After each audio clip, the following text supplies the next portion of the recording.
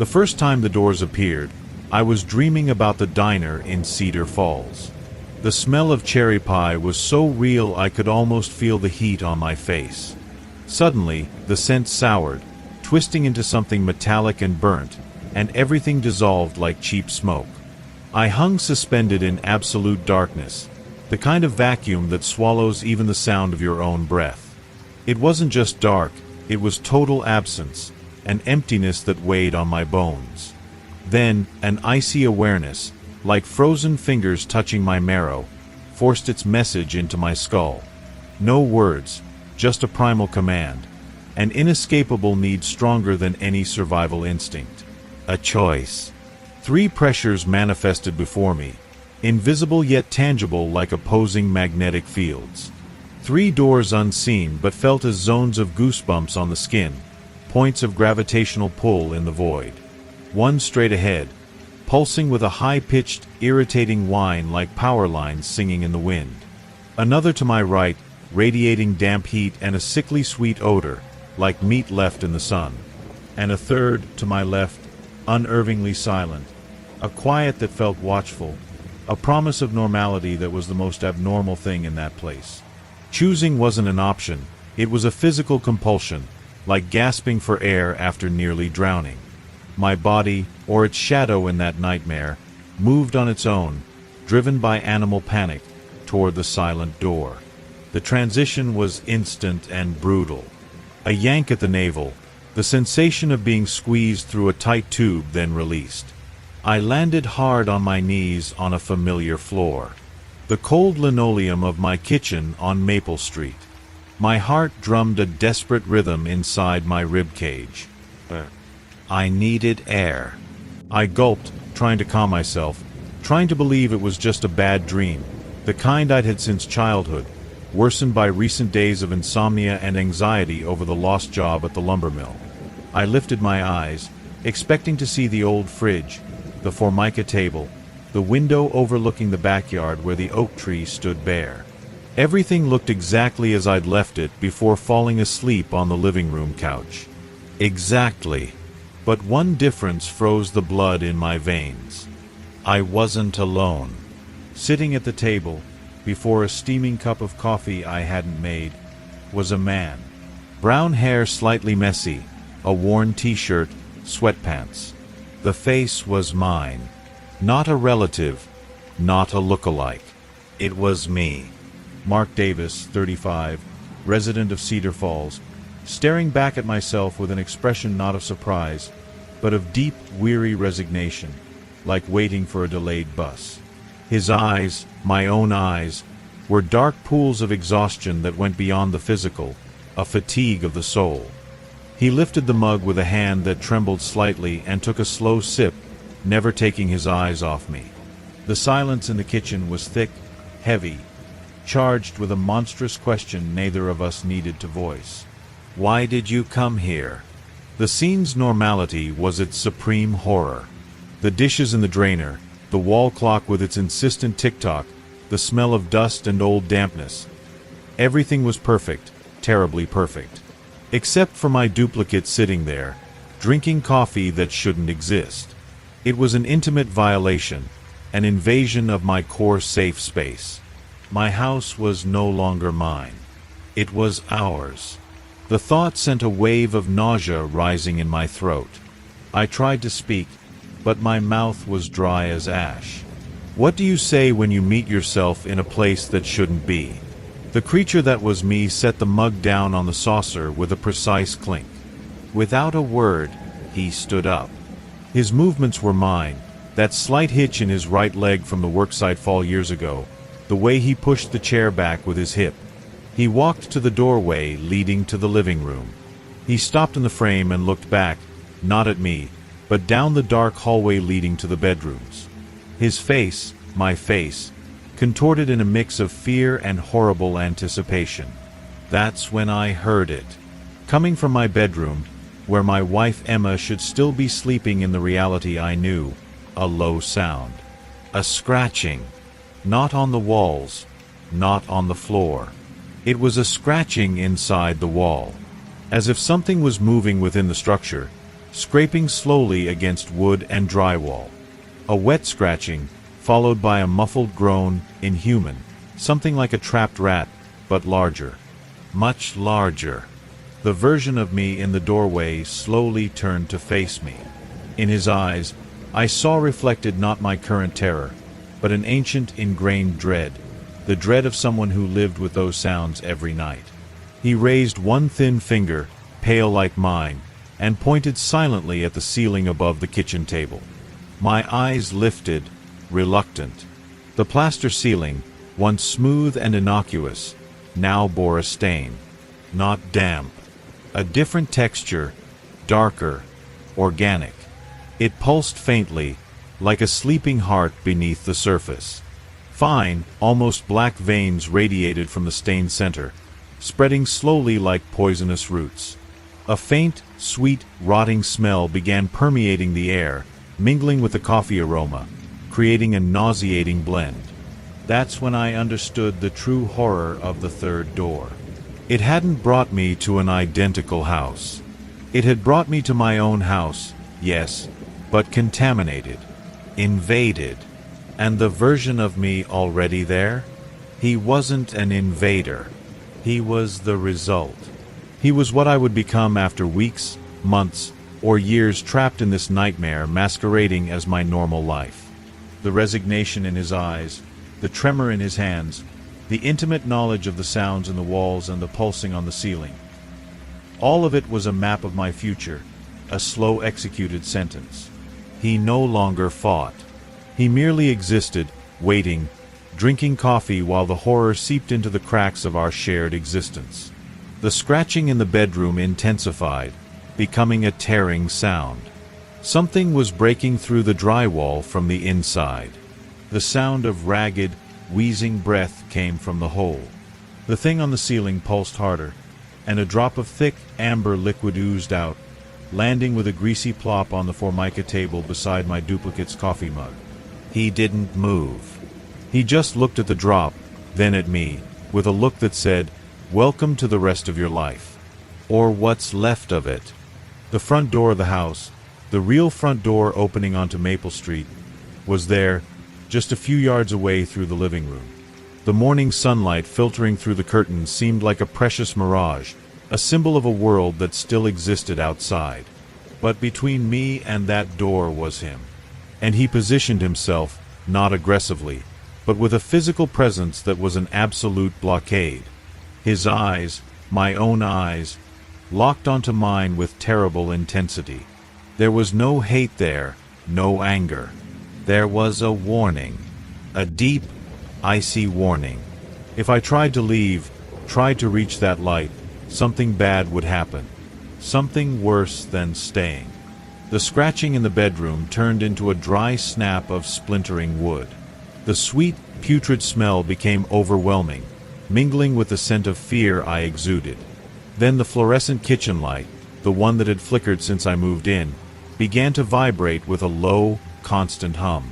Not the electrical whine of the first door, but something more sinister, like the growl of an animal asleep beneath the house. The shadows in the corners of the room seemed to thicken, gaining density. The thing on the ceiling pulsed again, and this time, a thin fissure opened in the center of the dark stain. I saw no eyes, no teeth. I saw only a deeper darkness within, a darkness that sucked the light and promised a void infinitely worse than that of the doors. My duplicate finally moved.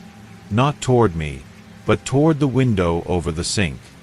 He looked out at the empty street, at the sun now shining brightly on Cedar Falls, illuminating Mr. Henderson's car parked across the street, the lamppost with a torn flyer for the last county fair. There was a longing so profound, so gut-wrenching in that gaze, it hurt me like a knife wound. It was the longing of a condemned man looking upon the world of the living for the last time. He turned back to me, and for the first time, his lips, my lips, moved. No sound came out, but I read the words on his trembling lips, shaped by an ancient terror. They come. I didn't need to ask who. The scratching in the bedroom ceased abruptly. The hum from the light surged in volume, becoming a muffled roar that vibrated in my jawbone. The shadows in the corners began to writhe, stretching into indistinct shapes that leached the warmth from the room. The hole in the ceiling widened, and more of that amber liquid seeped from the fissure, forming a sticky, steaming puddle on the table. The smell was unbearable, a mix of burnt sugar, rotting meat, and something metallic, like old blood. My duplicate shrank back against the window, eyes wide with pure animal terror, fixed no longer on me, but on the hallway door leading to the bedrooms. I followed his gaze. The doorknob was moving, slowly, very slowly, turning with a hunter's patience. Something on the other side was trying to get in. Something that knew we were here. Something that breathed with that same ragged, wheezing sound coming from the hole in the bedroom. The urge to flee, to run blindly for the front door, was a physical wave, nearly knocking me over. But my duplicate's eyes found mine again, and in them, beyond the terror, was a sudden flash of lucidity, of desperate communication. His lips moved once more, forming two silent, urgent words. Don't. Wait. It was like a circuit closing in my brain. Pure fear fused with a survival instinct that transcended that nightmare. Wake up. It was the only way out. The only escape. I squeezed my eyes shut, not against the terrifying scene before me. The deafening hum, the writhing shadows, the turning doorknob, the oozing liquid from the ceiling, but against the very logic of the dream. I forced my mind, concentrated all my will, all my dread, into a single command. Wake up. The sensation was of being ripped out by a hook of flesh. A lance of pain in my chest, a sudden absence of air. A trapped scream tore from my throat. Gasping, drenched in cold sweat, I found myself back on my living room couch. The gray light of dawn filtered through the window. The wall clock read 6:17 a.m. Silence was total, only my heart pounding a desperate drumbeat. I was home. My real home. On Maple Street.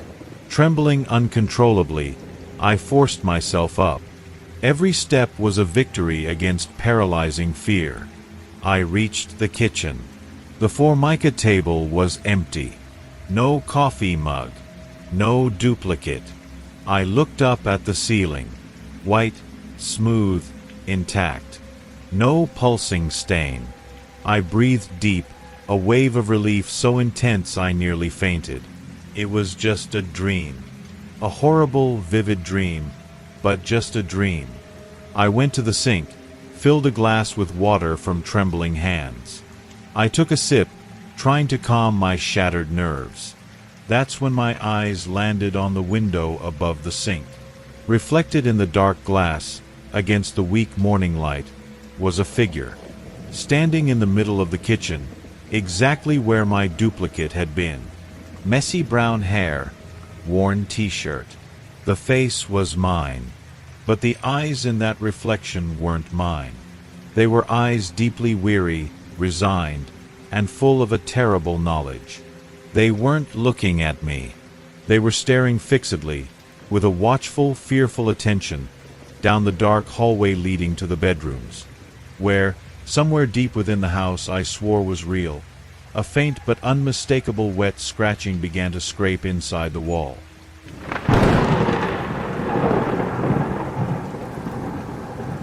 The first thing I noticed was the smell. A sweet, rotten odor, like fruit forgotten at the back of a cupboard mixed with cemetery soil after the rain.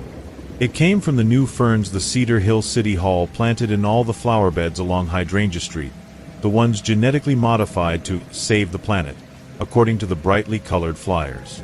It was August, the dry winter of 2023, and the plants shouldn't have been so lush, so voracious. Their thick stems looked like black veins under translucent greenish skin, and the leaves moved with a frighteningly slow smoothness, even without wind, as if probing the air. I, Richard Miller, a widowed history teacher with a collection of small terrors locked away in my mind since losing Clara to cancer, should have sensed the danger in that smell. But no one in town noticed. Until the nightmare of old Mr. Anthony, the corner baker who had a pathological fear of heights since falling off a roof at age 8, materialized as an abyss opening beneath his feet, swallowing him and his bakery in a groan of collapsing earth that echoed all the way to St. Andrews downtown. That was when the true horror began. When we understood the plants weren't just breathing our air, they were feeding on our fear. I remember the night everything collapsed for me. I was home, trying to read a book about the Roman Empire I could barely focus on, the sweet, putrid smell of the ferns in my backyard invading every corner like an invisible intruder.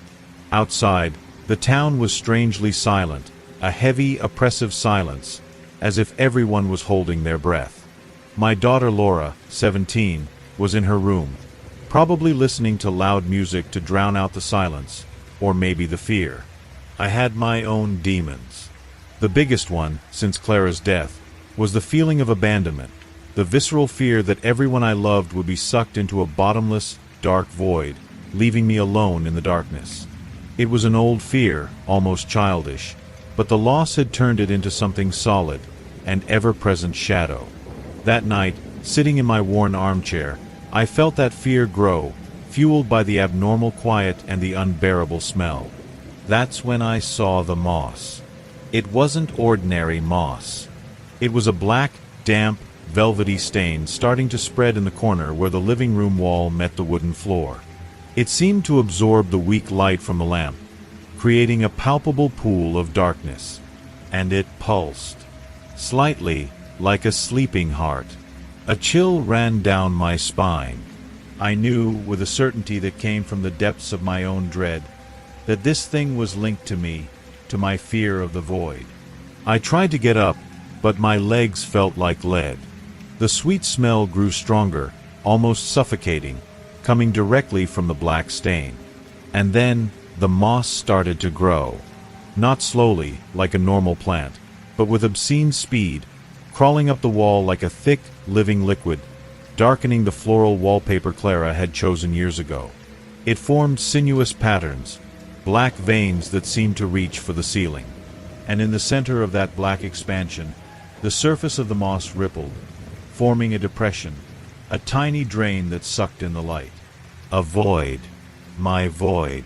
Panic seized me, a cold panic that paralyzed me there, in the armchair, watching that tiny black hole in my dark corner deepen.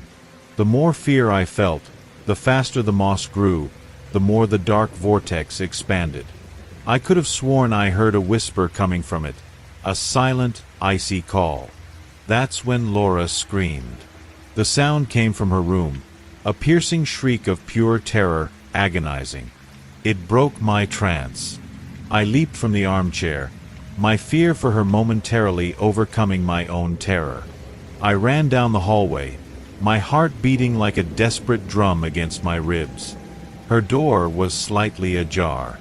I pushed it open, and what I saw made me choke.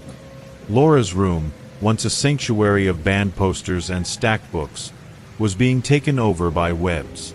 They weren't ordinary spider webs. They were thick, viscous, black as tar, and glowed with their own sickly, phosphorescent light. They covered the walls, the ceiling, enveloped the bed and desk like the tentacles of a gigantic octopus. And in the center, suspended by a particularly dense tangle of black threads, was Laura. She was motionless, eyes wide with terror beyond comprehension, fixed on something behind me. Her lips moved, trying to form words, but only a hoarse gasp came out. Her deepest fear, since a crab spider fell into her lap during a camping trip at age 9, was there, materialized by the cursed vegetation invading our home. I followed her gaze and saw the source of the webs. They didn't come from a corner or the ceiling. They came from the giant fern itself in the pot near the window. The plant, once green and innocuous, was transformed. Its center had opened like a fleshy black flower, pulsing rhythmically and grotesquely. From its torn edges sprouted the viscous black threads that filled the room, incessantly. They were like umbilical cords of nightmare, fed by Laura's palpable fear. The more she trembled, the more trapped she became. The thicker and more numerous the threads grew, the more the black flower pulsed, exuding that sweet putrid smell that now mingled with the scent of sweat and terror. It was a vicious cycle, a horror machine powered by human fear. I tried to rush forward, tear the webs, but the threads were incredibly strong, sticky, and cold as death. Touching them sent a sharp, cold pain shooting up my arm, like an ice shock. Laura looked at me, her eyes pleading, but also begging me not to come closer. Her fear was fuel. I could see it, almost feel it in the air, an electric vibration that made the webs glow more intensely and the fern's black flower writhe with obscene pleasure. The void on the living room wall seemed to have expanded at the edge of my vision, a larger black stain now, sucking the color and hope from the room. My own fear, the fear of abandonment, was growing, feeding that thing in the corner. Outside, the town was no longer silent. Screams began to echo, distant at first, then closer, mingled with sounds of shattering glass, splintering wood, and something like a deep, guttural roar, maybe coming from the direction of the school where I taught. Police and ambulance sirens wailed, but seemed powerless, lost in a tangle of materialized private horrors. Every person, every secret fear, every phobia hidden behind a mask of normalcy, was being physically manifested by the plants. What of old Mr. Walter, the retired butcher who had a dread of blood after an accident with a bandsaw years ago? And Mrs. Marlene, who had lived locked up since seeing her husband drown in the Sierra Grande Reservoir. Their nightmares, now free, walked the streets, fed by the very terror they caused. Back in Laura's room, the situation deteriorated rapidly. The black webs now covered half her body, pulling her slowly towards the pulsing flower of the fern. Her eyes reflected the phosphorescent glow of the webs, filled with mute despair. My heart felt like it wanted to burst from my chest. My fear for her, my fear of the void growing in the living room, my fear of what the town was becoming, all merged into a ball of nauseating panic in my stomach. And I could feel, literally feel, the plant in the room reacting. The webs contracted, tightening around Laura, who let out a choked scream. The black flower opened wider, revealing a deep, dark cavity within, from which dripped a thick, amber sap, smelling of the same sweet death. It was as if it was preparing to devour her. That's when I grasped the extent of the trap. Any move I made, any rescue attempt, would increase Laura's fear and, consequently, the plant's power. My own terror only fed the void in the living room, which now covered the entire corner wall, a deep black stain that seemed to shimmer with non-existent stars, a piece of cosmic vacuum sprouting in my home. It was a macabre balance. Paralysis meant Laura's slow death. Action meant hastening her end and potentially unleashing my own nightmare. I looked at my daughter, immobilized, her eyes full of silent tears running down her pale face. I looked at the growing black stain, sucking the light, promising infinite solitude. The smell was unbearable, a mix of rotting flowers, old blood, and ozone. The screams outside grew louder, accompanied by a new sound, a dry, repetitive cracking, like branches breaking, but on a monstrous scale. Something big was moving in the tree-lined streets of Cedar Hill. In that moment of supreme desperation, a fleeting memory surfaced. Clara, on her hospital bed, holding my hand with surprising strength, her eyes already clouded by pain but incredibly focused. "Richard," she whispered, her voice a thread, "fear is real, but love is the only thing it cannot eat. Don't let fear be bigger than love." At the time, I thought she was talking about the illness. Now, the words echoed with a terrible, new meaning. Love. For Laura. For Clara's memory. For the life that might still exist, even in this distorted reality. It wasn't a physical weapon, but perhaps it was an antidote. If fear fed the plants, perhaps the opposite of fear, love, the courage born from it, could weaken them? It was a fragile thought, almost ridiculous in the face of the monstrosity holding my daughter. But it was all I had. I made a decision. Instead of focusing on the terror consuming me, on the void threatening to swallow everything. I concentrated all my strength, all my will, on the image of Laura laughing, still a child, running through the garden before the plants, before the pain. I focused on the warmth of Clara's hand in mine, on the unspoken promise to protect our daughter. I didn't eliminate the fear. That was impossible. But I tried to bury it under a mountain of good memories, of a love so deep it hurt. It was a Herculean effort, like trying to hold the sun in my hands. The void on the wall pulsed, as if faltering. The black expansion stalled for an instant. In Laura's room, something also happened. The glowing webs enveloping her seemed to lose some of their phosphorescent intensity. The pressure around her lessened slightly. She blinked, confused, her eyes meeting mine. There was no hope yet, but a doubt, a crack in the absolute terror. The fern's black flower pulsed less vigorously, its dark cavity seeming less deep, less inviting to the abyss. The sweet, putrid smell remained, but lost some of its suffocating edge. It wasn't a victory. It was only a fragile truce, a precarious balance won at immense cost of emotional strength. I knew I couldn't sustain it for long. The fear was there, an animal crouching in the depths of my soul, ready to pounce. And outside, the horrors continued. The screams mingled with sounds of destruction and roars growing ever closer.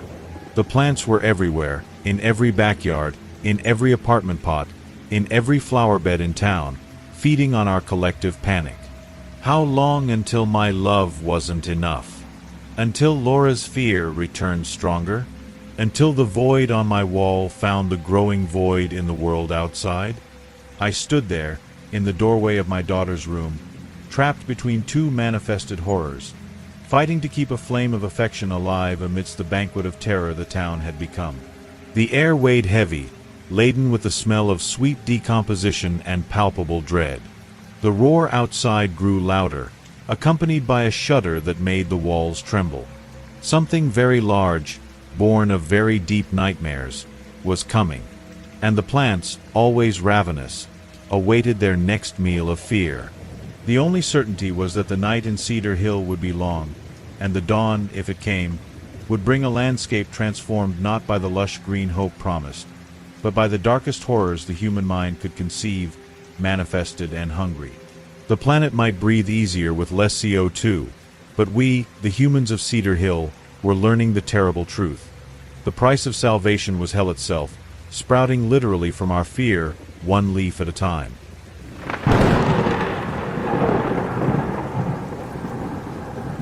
The rain beat against the zinc roof of the Melody in like 1,000 bony fingers trying to get in. It was an ugly Tuesday, the kind that smells of mildew and forgotten despair.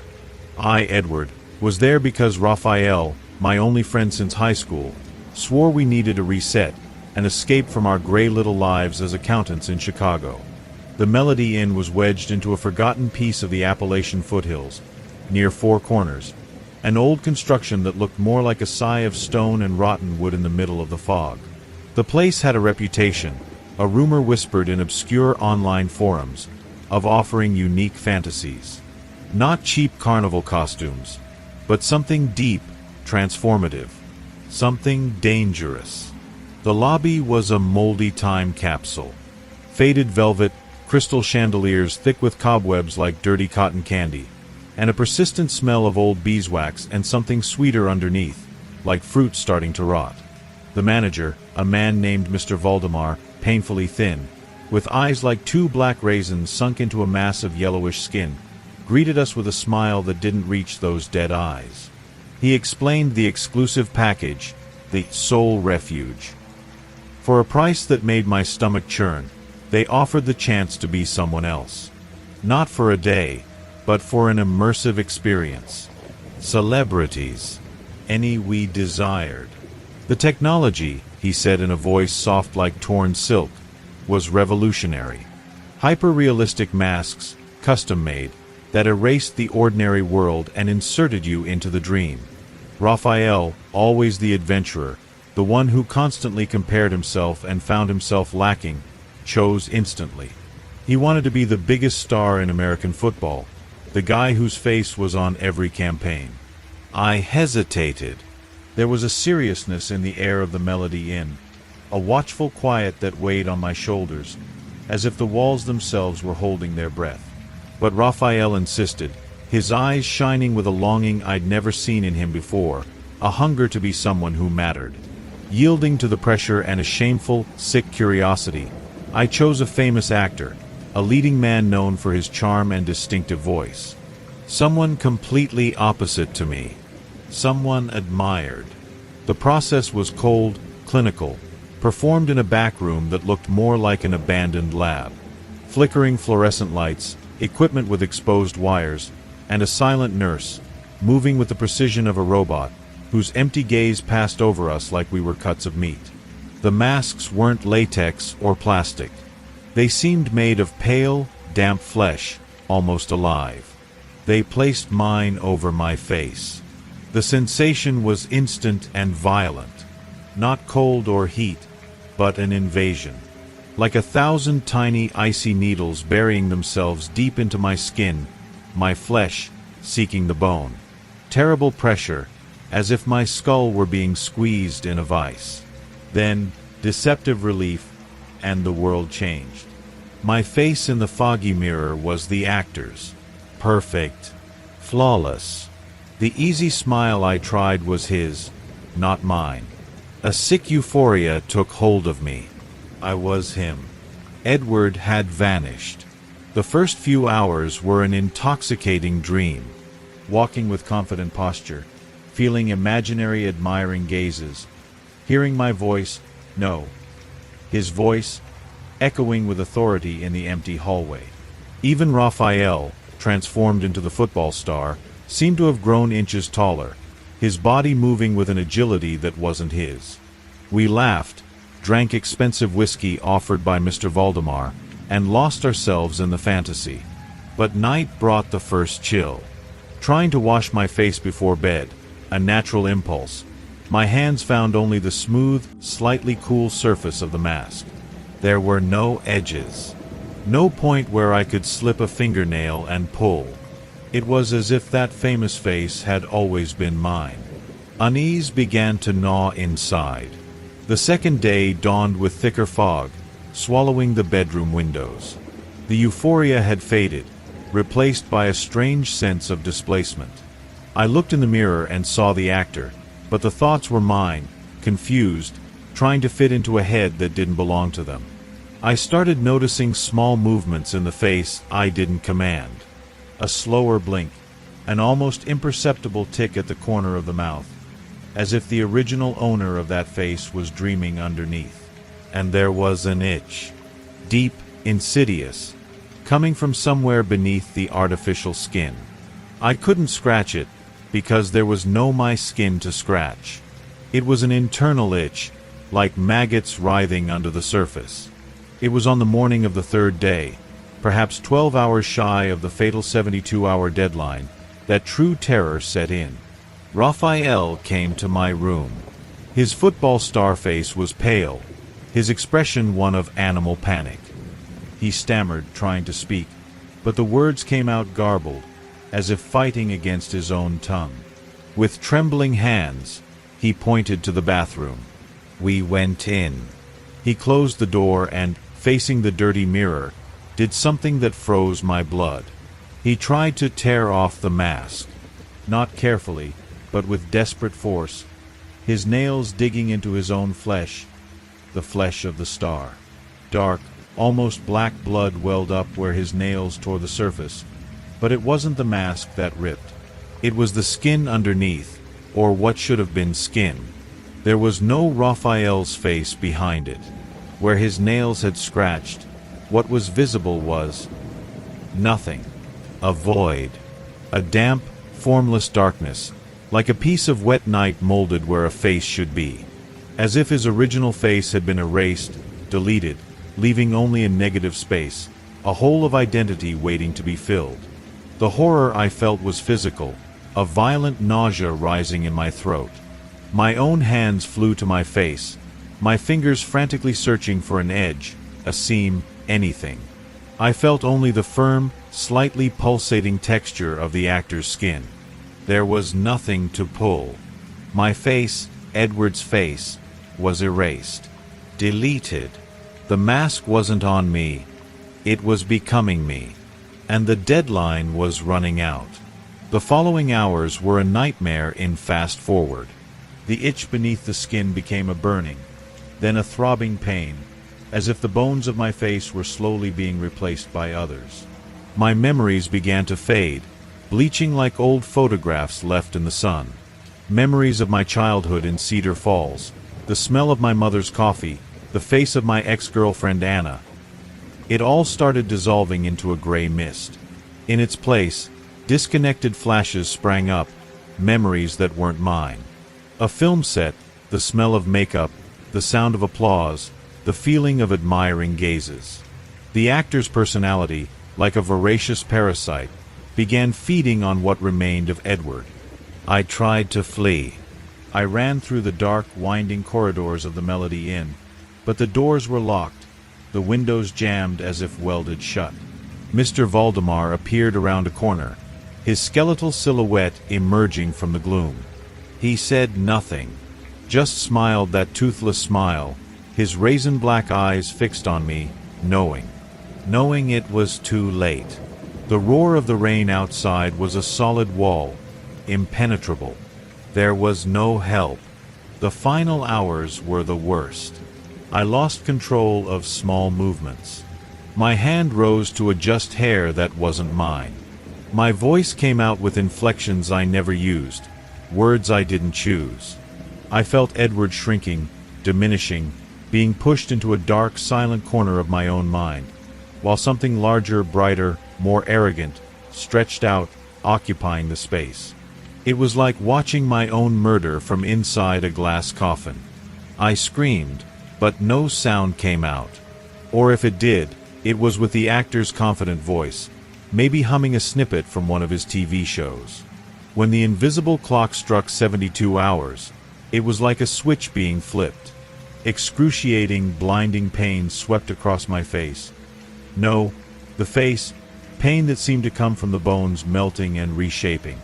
I fell to the cold floor of my room, writhing in silence, because my voice now only emitted a hoarse groan that wasn't mine. I felt Edward's last resistance dissolve, like a silk thread burning.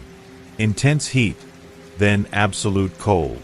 When the pain stopped, I was lying on my back, staring at the water-stained ceiling. I stood up, went to the foggy bathroom mirror. The reflection was perfect. The actor. Every line, every expression, every nuance of tiredness around the eyes. It was me. But it wasn't. The thoughts flowing in my mind were no longer the shy, worried thoughts of Edward. They were thoughts of career, next film shoot, fans, a certain restaurant in Paris. Edward's memories were there, yes, but distant, blurred, like a bad movie I'd seen long ago. No emotion, no importance. They belonged to someone else, to a ghost. I looked at my hands, the actor's hands. I moved the fingers. Perfect. I felt a smile form on my lips, an easy, charming smile Edward had never mastered. It was a satisfied smile. Victorious. The Edward who knew four corners, Cedar Falls, Raphael, Anna, the smell of his mother's coffee. That Edward no longer existed. He had been overwritten, erased.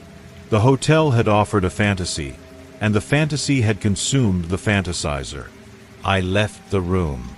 The hallway was silent, just the sound of the insistent rain. I passed Raphael's room. The door was ajar.